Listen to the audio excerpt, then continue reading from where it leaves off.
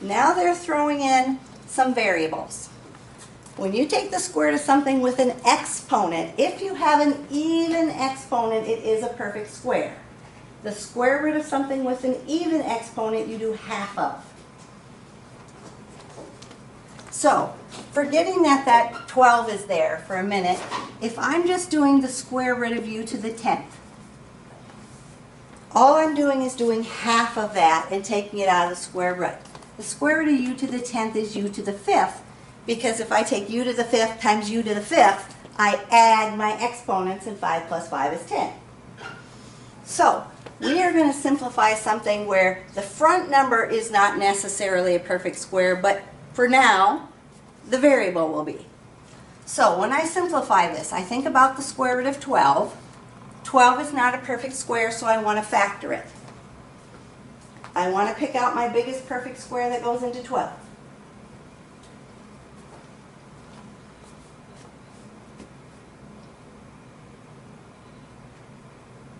What times what should I use for 12?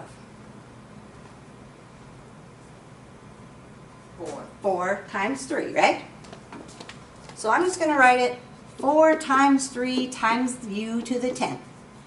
Now I'm going to take out my perfect squares. This time I have two perfect squares, the 4 and the u to the 10th. So the square root of 4 is 2. The square root of our u to the 10th is 2. We just did it over 5. here. U to the 5th, half of 10 is 5. I can't do anything with this 3, so that has to stay underneath the square root. So I get 2u to the 5th square root of 3 for my answer.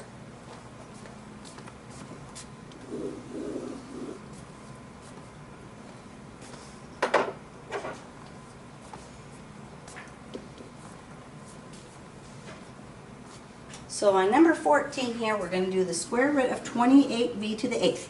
28 is not a perfect square. It's not a number on our list. What's the biggest perfect square that divides into 28?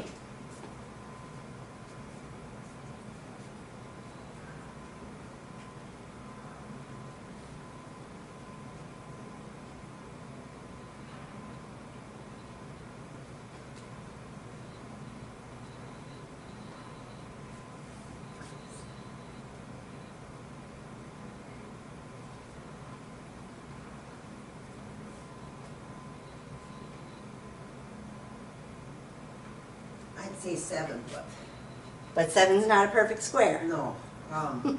4 then. 4. Yes, 4 is Well, what we that's want to useful. use. The 7 happens to be with the 4 because 4 times 7 is 28, but 4 is our perfect square.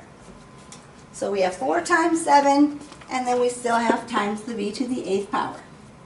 Now we have to take out the square roots of our perfect squares. 4 is a perfect square. The square root of 4 is 2. V to the 8th will also be a perfect square. The square root of v to the 8th would be v to what power? 4. 4, exactly. Half of 8 is 4. The 7, can't do anything with that guy. He's not a perfect square, so he's going to stay under the square root sign. So we get 2v to the 4th square root of 7.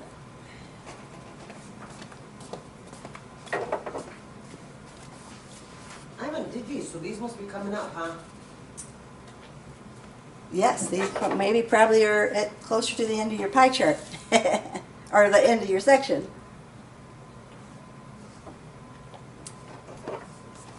So number 15 here, we want to do 18w to the 4th. The 18 again is not a perfect square, but we can factor it. What should we factor 18 into?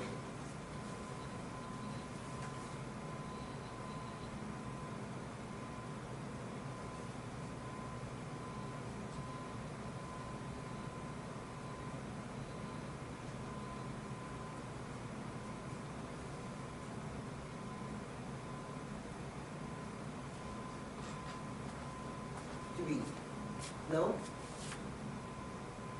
It's got to be a number that's a perfect square.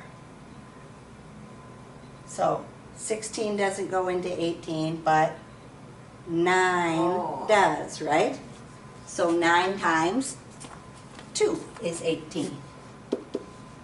And then we have the w to the 4th. So we want to take out our perfect squares. What can we take out of there? 9. The square root of 9 is 3. What else can we take out of there? 0. W4. W to the 4, and the square root of W to the 4th is 2. W to the 2nd. And the 2, can't do anything with him. He stays under the square root. So 3W squared square root of 2 is your answer. So your problems are always going to be like that? Because I'm thinking you could do something with the 2. No, you can't do anything with the 2. Okay. Because the only factors of 2 are 1 times 2. Yeah. And so there's nothing you can do with it. You can take the square root of 1 all day. It's still 1. Okay. So, can't do anything else with that.